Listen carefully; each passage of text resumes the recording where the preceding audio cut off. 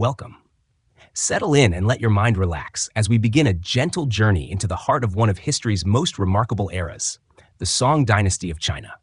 We are not here for a dramatic tale of conquest, but for a calm and scholarly exploration of an age that was, in many ways, far ahead of its time. Imagine yourself in a quiet, moonlit garden. The air is still, save for the whisper of bamboo leaves. You are a curious scholar, and I am your guide, leading you through the annals of a dynasty that lasted over 3 centuries, from 960 to 1279 CE. This period is a tapestry woven with threads of extraordinary innovation, sophisticated art, and subtle political drama. The name Song itself evokes a sense of harmony, and while the era had its share of turmoil, it was also a golden age for culture and technology. It emerged from the chaos of the 5 dynasties and 10 kingdoms period, a time of fragmentation and conflict following the fall of the Tang dynasty. Out of this disorder, a military general named Zhao Guangyin rose to power. Instead of seizing the throne through violence, he did so with a remarkable display of calculated foresight, a story we will soon unfold. He became Emperor Taizu, the founder of the Song, and his reign marked a deliberate shift away from the military-dominated society of the previous era towards a new order centered on civil administration and scholarly merit. This was a profound change. The Song rulers championed the civil service examination system, a rigorous process that selected government officials based on their knowledge of classical texts and philosophical principles, rather than their aristocratic lineage or military might. This system, which had its roots in earlier dynasties, was perfected under the Song, creating a meritocracy that drew some of the finest minds from all corners of the empire into the service of the state. It was a time when a commoner with exceptional talent could rise to the highest echelons of power. As we drift through the centuries, we will explore the 2 distinct phases of this dynasty. The Northern Song, 960 to 1127, was a period of incredible growth and creativity, with its capital first at Kaifeng, a bustling metropolis of over 1 million people. We will wander its streets, imagine the vibrant markets, and stand in awe of its grand architecture. This was the time of the Neo-Confucian Revival, a philosophical movement that sought to reinterpret and revitalize ancient wisdom. We will also touch upon the challenges of the Northern Song, including its struggles with powerful nomadic empires to the north, which ultimately led to its downfall. Then, we will gently transition to the Southern Song, 1127 to 1279, a period that followed a catastrophic defeat and the loss of the north. The new capital was established at Hangzhou, a city of breathtaking beauty and a center for trade and commerce. This was a time of artistic and intellectual flourishing, a poignant period of resilience and adaptation. The emperors of the Southern Song, though confined to the southern half of their former empire, presided over an economic revolution.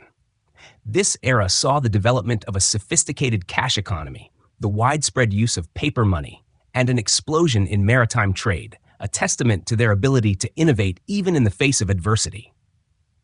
Throughout our journey, we will encounter key figures, the wise and often troubled emperors, the brilliant but sometimes controversial officials like Wang Anshi, who attempted sweeping reforms, and the legendary poets and painters who captured the spirit of their age. We will understand how the Song's focus on civil governance and peaceful diplomacy often left them vulnerable, and how their cultural achievements often outshone their military might. This is a story of human ingenuity, of a society that pioneered the compass, gunpowder, and printing, inventions that would later transform the world. It is a story of quiet beauty, as seen in the delicate brushstrokes of a landscape painting or the intricate design of a ceramic vase. By the time we reach the end of this journey, you will have a profound appreciation for a dynasty that, though it eventually fell, left an indelible mark on the course of human civilization. So, please, close your eyes, take a deep breath, and allow yourself to be carried back in time to the tranquil world of the Song dynasty. We begin our journey in the year 960 CE, in the aftermath of a period of great turmoil. The Tang dynasty, once a beacon of strength and culture, had collapsed, giving way to an era known as the 5 dynasties and 10 kingdoms. This was a time of warlords and fleeting rulers, where the mandate of heaven seemed to shift with every new season. It was from this landscape of uncertainty that a man of extraordinary calm and foresight, Zhao Kuangyin, would emerge. He was a general in the service of the latter Zhou, one of the 5 short-lived dynasties. His military prowess was well known, and his soldiers were fiercely loyal to him. The story of his ascent to power is a subtle one, devoid of the usual bloodshed. As the general of the Imperial Guard, he was sent to repel an invasion from the north. However, when his troops reached a place called Chenqiao, a pivotal event occurred. His officers, in a prearranged display, draped a yellow imperial robe over him while he was sleeping. They hailed him as their new emperor, urging him to take the throne for the good of the empire. This act, known as the Chenqiao Mutiny, was likely a carefully orchestrated maneuver. Zhao Kuangyin, feigning reluctance, accepted. He then marched his forces back to the capital, Kaifeng, where the young emperor of the latter Zhao was convinced to abdicate peacefully. This gentle transition, a bloodless coup, was a testament to Zhao Kuangyin's strategic genius. He understood that a dynasty founded on violence was likely to perish by it. Upon becoming Emperor Taizu, he immediately began to consolidate his power, not through purges, but through political maneuvering. He famously held a banquet for his most senior generals, a gathering known as releasing military power by a cup of wine. At this feast, he praised their service and loyalty, but then gently suggested that they would live more comfortably if they retired to their homes with riches and high-ranking titles. The generals, understanding the subtext, agreed, effectively surrendering their military commands. This act, at once generous and firm, dismantled the very power base that had brought him to the throne, preventing any future military rebellions. Emperor Taizu also took a dramatic step to centralize power. He established the principle of civilian control over the military, a doctrine that would become a defining characteristic of the Song Dynasty. He promoted scholars and officials, placing them in positions of authority over military matters. This was a direct reversal of the policies of the previous era, and it laid the foundation for a state governed by intellectual and administrative merit. He was determined to build a lasting dynasty, one founded not on the sword, but on the brush and the scholar's robe. He was a monarch who valued frugality and education. He lived a relatively simple life and encouraged others to do the same. He devoted himself to strengthening the empire from within, focusing on infrastructure and economic stability rather than territorial expansion. His reign was one of healing and consolidation. He unified the rest of the fractured kingdoms of China, but always with a preference for diplomacy over force. He patiently absorbed territories, offering titles and wealth to their former rulers, ensuring a smooth transition of power. As we imagine the early days of the Song Dynasty, we can picture Emperor Taizu walking through the quiet courtyards of his palace in Kaifeng, a man who had traded the clang of armor for the rustle of scholarly scrolls. He was a founder who understood that true strength came not from conquest, but from stability, a lesson he instilled in his successors. His vision was a dynasty where the mind was valued above all else, a society where the pursuit of knowledge was a path to power. And with this vision, he set the stage for one of the most remarkable and creative periods in all of human history. As the Song Dynasty solidified its political foundation, the stage was set for an unprecedented era of innovation and scientific inquiry. This period, particularly during the Northern Song, was a golden age, not of military conquest, but of technological and intellectual advancement that would profoundly shape the course of history, not just in China, but across the globe. We are now moving into a time of quiet revolution, a period when the genius of Chinese scholars and engineers led to inventions that we still rely on today. Perhaps the most famous of these innovations is movable type printing.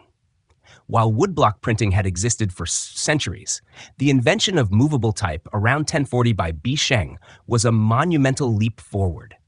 He created individual characters made of baked clay, which could be arranged to form a page of text, then disassembled and reused for another. This process drastically reduced the time and cost of printing, allowing for the mass production of books, from scholarly texts to government documents. The widespread availability of printed materials fueled a massive expansion in literacy and knowledge, making it possible for a greater number of people to study for the civil service examinations and access information that was once limited to the elite. Alongside printing, the Song era saw the perfection of gunpowder. Originally used in fireworks and for medicinal purposes, Song-era alchemists and military strategists began to harness its explosive power for military applications. They developed early forms of bombs, fire lances, and even landmines. This was a slow and steady process, and while its military use was notable, the full impact of gunpowder would be felt more keenly in later centuries. For the Song, it represented a new frontier in military technology, even as their government prioritized civil rather than martial strength. Another groundbreaking invention was the magnetic compass. While the magnetic properties of lodestone were known earlier, the Song-era scientists were the first to develop a compass that was practical for navigation. They discovered that a magnetic needle, floating on water or suspended, would always point north-south. This simple device revolutionized maritime travel, allowing sailors to navigate the vast open seas with unprecedented accuracy. The compass was a key factor in the explosion of foreign trade during the Southern Song period, as Chinese ships or junks could now sail much further and with greater confidence, leading to a flourishing of commerce and cultural exchange.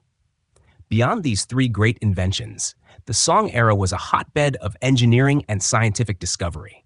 They developed intricate water-powered clock towers, some of which were incredibly complex and astronomically accurate. They created sophisticated astronomical instruments and mapped the stars with a precision that was unmatched anywhere else in the world at the time. In agriculture, they introduced new strains of rice, improved irrigation techniques, and developed the chain pump, a device that made it easier to move water to higher fields, leading to a boom in agricultural production that could support a growing population and the bustling cities. This focus on practical science and engineering was deeply intertwined with the prevailing philosophy of the era. The scholars and officials who ran the government were educated in a system that valued both intellectual rigor and pragmatic problem-solving. They saw no conflict between their philosophical pursuits and the development of new technologies. The city of Kaifeng, the northern Song capital, was a living testament to this. It was a bustling metropolis of over 1 million people, with a vibrant economy, bustling markets, and a complex network of canals and waterways. It was a place where merchants, scholars, and artisans converged, a true hub of innovation and trade. The quiet, scholarly life of the Song court and the dynamic, innovative spirit of its cities created a unique synergy. It was a world where a scholar might spend his days debating Neo-Confucian philosophy and his evenings contemplating the mechanics of a new invention. This was the spirit of the Northern Song, a society that pursued knowledge not just for its own sake, but as a tool to improve the lives of its people and strengthen the fabric of the empire. With the foundation of the Song Dynasty and its technological advancements firmly in place, let us now turn our attention to the intellectual and political heart of the empire, its scholarly class, and the philosophical principles that guided them. The emperors of the Song, in a deliberate break from the past, elevated the civilian bureaucracy to a position of unprecedented power and influence. This was not a world of hereditary nobles and powerful warlords, but one governed by men selected through a rigorous and impartial system, the civil service examinations. The examination system, known as the Keju, had been in use for centuries, but under the Song, it was perfected and became the primary path to government office. It was open to almost all men, regardless of their social background, though the immense time and resources required for study meant that a certain level of wealth was necessary. Candidates would spend years, sometimes even a lifetime, memorizing and analyzing the 4 books and 5 classics, the core texts of Confucian philosophy. The exams were a grueling, multi-stage process, from local tests to a final palace exam overseen by the emperor himself. The goal was to select officials not just for their knowledge, but for their moral character and their ability to govern wisely, according to the principles of Confucianism. This emphasis on scholarly merit over military power had a profound effect on the culture. It created a society that revered learning and intellectual achievement. The highest ideal was not to be a great warrior or a wealthy merchant, but to be a respected official, a scholar who served the state and the people. This led to a flourishing of academies and a vibrant intellectual life. The court was often a place of philosophical debate, with officials offering advice to the emperor based on their interpretation of classical texts. This era also saw the rise of Neo-Confucianism, a philosophical movement that sought to revitalize the ancient teachings of Confucius by incorporating elements of Buddhist and Taoist thought. Key figures like Zhu Xi and the Cheng brothers synthesized these ideas into a new, comprehensive system. Neo-Confucianism provided a powerful intellectual framework for the civil service. It emphasized the importance of self-cultivation, the investigation of things to understand their underlying principles, Li, and the moral obligation of an individual to contribute to a harmonious society. It taught that the world had a rational order and that human beings could understand and live in accordance with that order through study and moral discipline. The Song emperors embraced this philosophy as it provided a stable and ethical foundation for their rule. They were seen not just as political leaders, but as moral exemplars, expected to embody the virtues they promoted. The civil officials, in turn, saw themselves as the moral conscience of the empire, often advising the emperor with a sense of duty that could, at times, lead to friction. Debates over policy were not just about practical matters. They were often framed as philosophical disagreements about the correct way to apply Confucian principles to governance. This new order, while creating a stable and educated bureaucracy, also had its challenges. The very strength of the civil administration meant that the military was often neglected.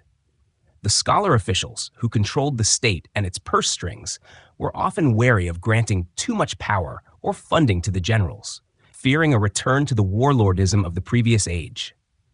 This focus on civil governance, while a source of internal stability and cultural flourishing, would leave the dynasty vulnerable to external threats from powerful nomadic empires on its borders, a tension that would define the rest of its history. The tranquil life of the scholar official, with his quiet study and intellectual pursuits, was the ideal of the age. And as we drift toward the end of this chapter, we can picture him sitting in a lantern-lit room, contemplating the ancient texts, his mind a quiet harbor of ideas, unknowingly contributing to a society that was both a cradle of innovation and a study in philosophical governance. We now arrive at a fascinating and contentious moment in the history of the Northern Song, the reign of Emperor Shenzong and the extraordinary reforms of his chief minister, Wang Anshi. As the dynasty entered the 11th century, it faced a series of challenges. The empire was wealthy, but the wealth was unevenly distributed. The vast, centralized bureaucracy, while effective, had become a financial burden, and the ever-present threat from the nomadic empires to the north, particularly the Khitan Liao dynasty, demanded a strong military, which the scholarly government was hesitant to build. It was in this context that Wang Anshi, a brilliant and fiercely principled official, was appointed chief counselor in 1069. He was a man of immense intellect and unwavering determination, and he was convinced that the Song state was in need of a radical overhaul. He believed that the government should take an active role in improving the lives of its people and strengthening the empire's finances and military. He saw a direct link between the prosperity of the common people and the power of the state. Wang Anshi's reforms, known as the New Policies, were a sweeping program designed to address these issues. They were comprehensive and touched every aspect of Song society. One of the key policies was the Green Sprouts Act, which offered low-interest government loans to farmers in the spring, allowing them to buy seeds and tools without falling into debt to usurious private moneylenders. This was a direct attempt to use state power to help the most vulnerable members of society. Another policy was the Market Exchange Act, which established government agencies to regulate prices and provide loans to small and medium-sized merchants, protecting them from the exploitation of larger guilds. Militarily, he introduced the Baojia system, which organized households into groups of 10, with each group being responsible for local security and training. This was a way to create a civilian-based militia that could supplement the professional army. He also reformed the civil service examination system itself, shifting the focus from rote memorization of the classics to a more practical understanding of policy and law. He believed that officials should be selected for their ability to govern effectively, not just for their literary skills. However, Wang Anshi's reforms were met with fierce and sustained opposition from a powerful faction of conservative officials and scholars. Led by prominent figures like Sima Guang, a respected historian, the opposition argued that the reforms were a dangerous departure from traditional Confucian principles. They believed that the government should intervene as little as possible in the economy, and that Wang's policies were an overreach of state power. They saw the government loans as an attempt to compete with private enterprise and the new military system as a disruption of social order. The debates between Wang Anshi and his opponents were not mere political squabbles. They were profound philosophical clashes over the role of government and the nature of a just society. Wang Anshi believed in a proactive, interventionist state, while his opponents championed a more conservative, laissez-faire approach. The conflict was so intense that it divided the court and the empire for decades, with the policies being implemented, then rescinded, with every change in the emperor's favor or with the death of a key figure. The Emperor Shenzong, who initially supported Wang Anshi, found himself caught between these two factions. The reforms, while well-intentioned, often faced resistance and were not always implemented as planned. The constant political struggle sapped the energy of the court and prevented the dynasty from achieving the internal harmony it so deeply valued. The legacy of Wang Anshi is a complex one. He is seen by some as a visionary reformer and by others as a misguided idealist who destabilized the empire. His bold attempt to reshape society, however, is a clear indication of the deep intellectual and political life of the Song court, where ideas were debated with a passion that would define the era. As the internal debates over reform raged, a new and existential threat was quietly gathering on the Song dynasty's northern border. The northern Song had long coexisted uneasily with the nomadic Khitan Liao dynasty and the Tangut Western Xia. The Song court, in its preference for diplomacy and tribute over warfare, paid a substantial annual tribute of silver and silk to the Khitan to maintain a fragile peace. This policy, a source of great debate among officials, was a testament to the Song's commitment to avoiding large-scale military conflict. However, a new power was rising in the northeast, the Jurchens, a Tungusic people who were vassals of the Khitan. In the early 12th century, the Jurchens, under the leadership of Aguda, launched a rebellion against their Khitan overlords. Seeing an opportunity to reclaim the strategic 16 prefectures, a territory lost in the previous century, the Song court made a fateful decision to form an alliance with the Jurchens. This alliance, known as the Alliance on the Sea, seemed a stroke of genius at the time. The Song would attack the Khitan from the south, while the Jurchens attacked from the north, and together they would destroy their common enemy. The alliance was a short-term success. The Jurchen forces proved to be far more powerful and effective than anyone in the Song court had anticipated. They swiftly crushed the Khitan, bringing an end to the Liao dynasty. But the victory was a catastrophic miscalculation for the Song. Once the Jurchens had conquered the Khitan, they turned their attention to their new and militarily weak ally. They saw the Song not as a partner, but as an easy target. The Jurchen invasion began in 1125. The Song army, demoralized and underfunded after a century of civilian-led governance, was no match for the disciplined and fierce Jurchen cavalry. The invasion was swift and devastating.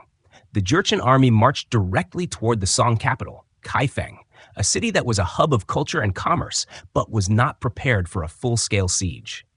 Despite its immense size and impressive walls, the city was overwhelmed.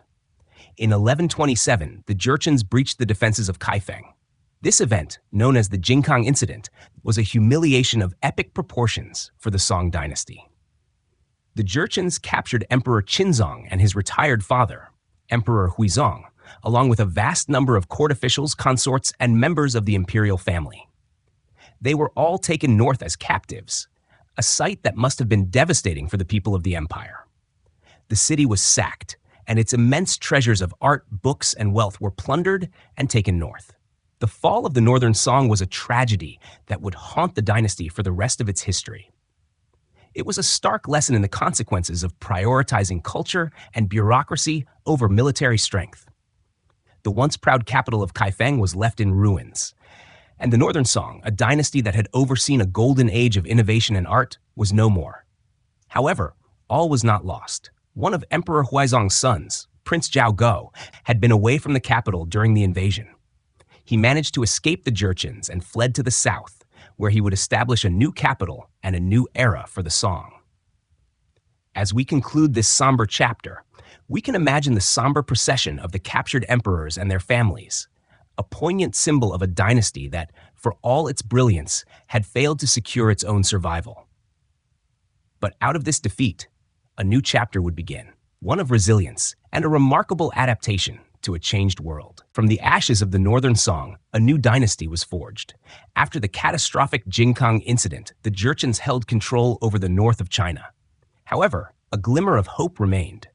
Prince Zhao Go, who had escaped the fate of his family, fled to the south and, in 1127, established a provisional capital in the city of Nanjing. He was eventually proclaimed Emperor Gaozong, marking the beginning of the Southern Song Dynasty. His reign was a remarkable story of resilience, and his first and most pressing task was to stabilize the fragmented empire and secure its survival. The new capital was eventually established in Linan, modern-day Hangzhou.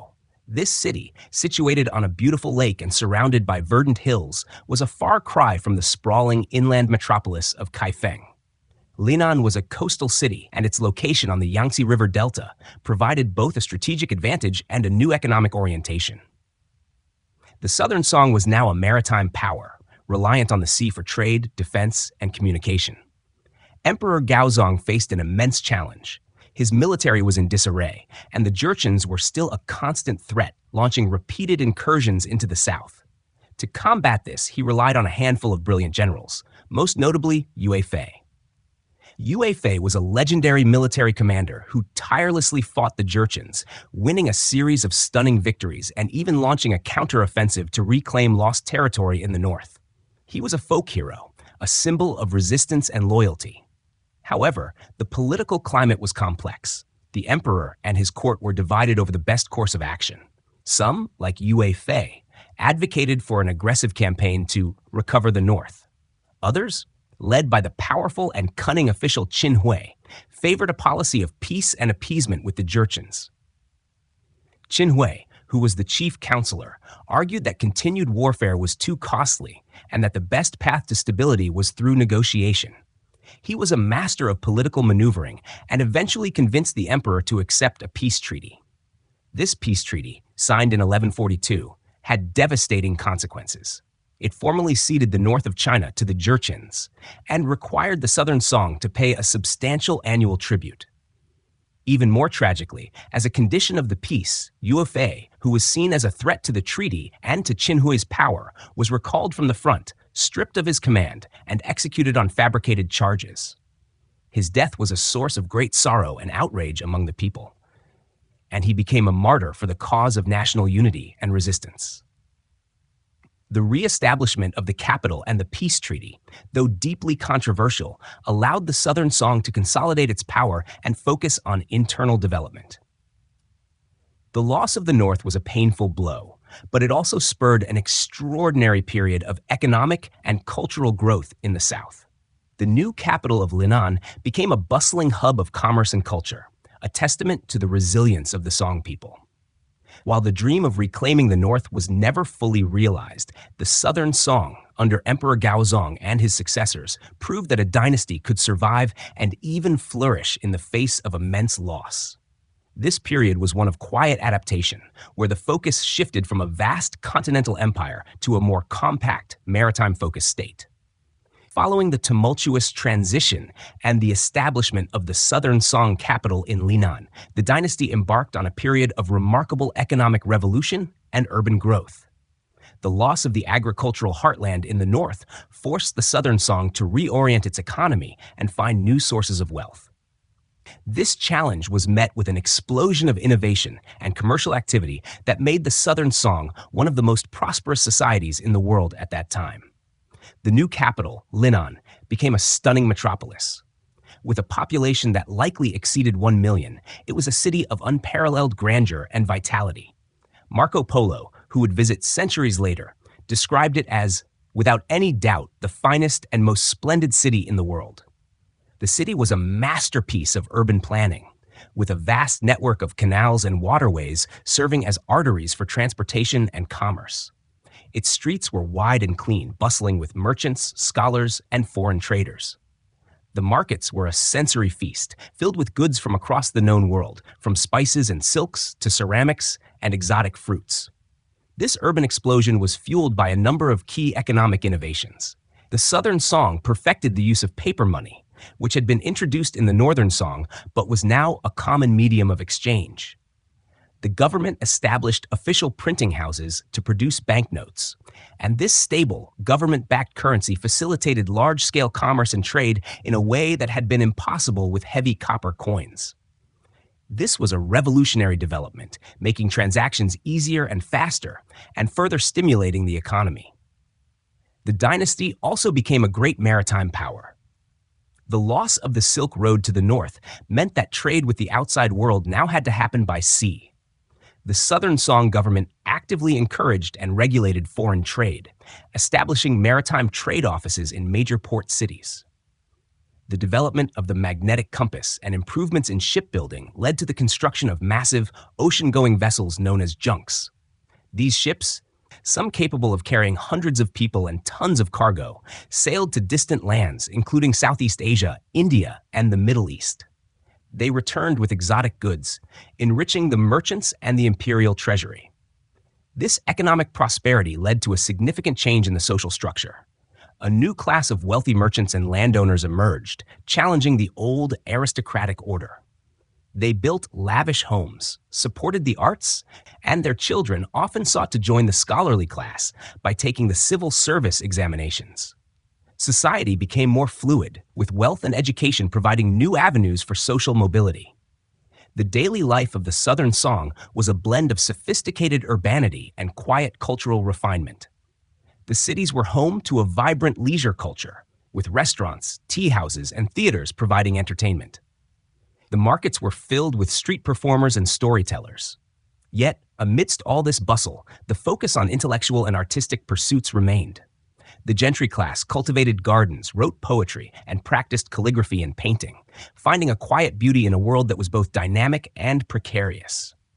The Southern Song, in its final century, had learned to thrive in its reduced circumstances, turning a painful loss into a new and vibrant reality. Amidst the economic dynamism and urban life of the Southern Song, the dynasty was also experiencing an unparalleled cultural and artistic renaissance. The displacement from the north and the inward turn toward intellectual life seemed to focus the creative energies of the empire in a new and profound way. This was a time when poetry and painting reached new heights of subtlety and expression, creating a unique aesthetic that has captivated art lovers for centuries. The Southern Song artistic style was a departure from the grand, bustling works of the Northern Song. The paintings, particularly the landscapes, became more personal and evocative. Artists like Ma Yuan and Xia Gui pioneered a style known as one-corner painting. They would leave vast areas of the silk or paper blank, using empty space to create a sense of mist, distance, and tranquility. A single, gnarled tree or a small boat on a misty lake would be enough to convey the immensity of nature and the quiet place of humanity within it. This aesthetic was deeply influenced by Taoist and Buddhist principles, particularly the idea of finding harmony through the contemplation of nature. The pottery and ceramics of the Southern Song were equally refined. The famous Celadon wares, with their beautiful jade-like green glaze, were a masterpiece of craftsmanship. The potters of the Longquan kilns perfected a technique that produced a glaze so thick and lustrous it seemed to have a life of its own. These objects were not just functional, they were works of art, valued for their elegant, simple forms and their subtle beauty. This focus on minimalism and understated elegance became a hallmark of the era, reflecting a scholarly ideal of quiet contemplation and refined taste. In the realm of poetry, the Psy form, a lyrical verse set to music, reached its zenith. Poets like Li Qingzhao, one of the most celebrated female poets in Chinese history, wrote with a deeply personal and emotional voice. Her work often captured the melancholy and nostalgia of a time of displacement and loss, as she herself was forced to flee the north and lost her husband and much of her treasured book collection. Her verses were a poignant reflection of the personal anxieties and sorrows of an age that was both prosperous and psychologically fragile. This cultural flourishing was also evident in scholarship and philosophy. The Neo-Confucianism of Zhu Xi became the orthodox state ideology. Zhu Xi's synthesis of Confucianism was deeply influential, providing a comprehensive intellectual system that guided official thought and education for centuries to come. His teachings emphasized a methodical approach to knowledge and a moral framework for personal and social life. The Southern Song, for all its political and military weaknesses, became the great custodian of Chinese philosophical and cultural traditions, preserving and refining them in a way that would shape later dynasties. This was a world of quiet beauty and intellectual depth. The scholars and artists of the Southern Song, in their peaceful gardens and serene studios, were not just creating works of art. They were crafting a new vision of what it meant to be Chinese. They found in their poetry, painting, and philosophy a refuge from the political anxieties of their time. And as we conclude this chapter, we can imagine a painter, brush in hand, carefully applying a single wash of ink, creating a scene that, in its beautiful emptiness, speaks volumes about a civilization that had found its inner strength and beauty. The final chapter of the Song Dynasty is one of epic scale, marking not just the end of a brilliant era, but a dramatic shift in the global balance of power. The serenity and prosperity of the Southern Song would eventually be overwhelmed by a force unlike any seen before, the Mongols. These nomadic warriors, united under the formidable leadership of Genghis Khan, had created a vast empire that stretched across Eurasia. Initially, the Song court saw the rise of the Mongols as a distant and even beneficial development. The Mongols first conquered the Jurchen Jin dynasty, the very power that had driven the Song from the north. In 1234, the Song, in a final and fatal miscalculation, allied with the Mongols to defeat the Jin. Just as with the Jurchens a century earlier, this alliance was a prelude to disaster. With the Jin dynasty eliminated, the Mongols turned their full attention to the Southern Song, a land they now viewed as an obstacle to their total domination of China. The Mongol invasion of the Southern Song began in earnest in the 1250s. The war was long and brutal, lasting for over 2 decades. The Song military, while no match for the Mongols in open battle, proved to be an expert at siege warfare. Their fortified cities, coupled with the dense, watery terrain of southern China, presented a significant challenge to the Mongol cavalry.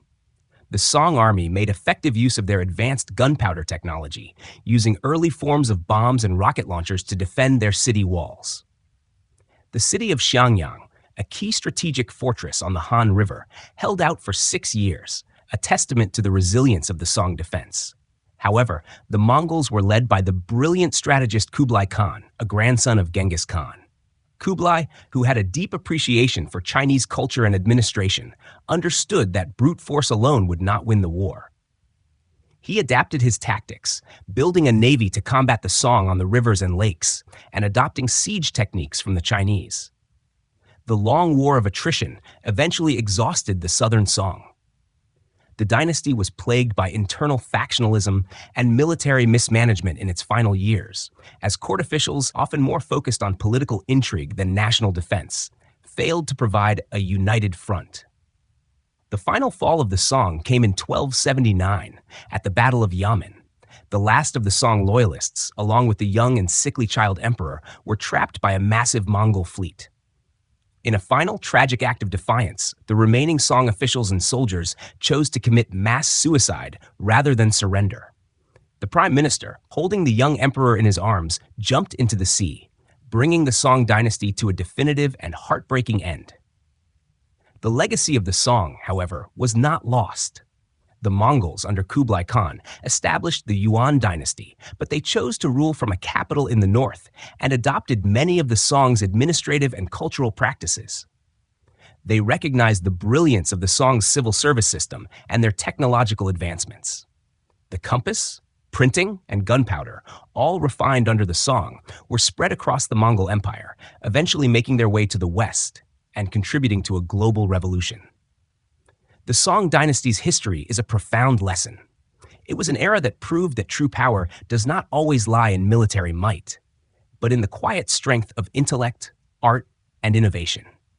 It was a golden age that, though it ended tragically, laid the foundation for modern China and, in many ways, the modern world. As we drift from this historical journey, let us remember the emperors, scholars, and artists who, in their pursuit of harmony and beauty, created a legacy that continues to resonate today.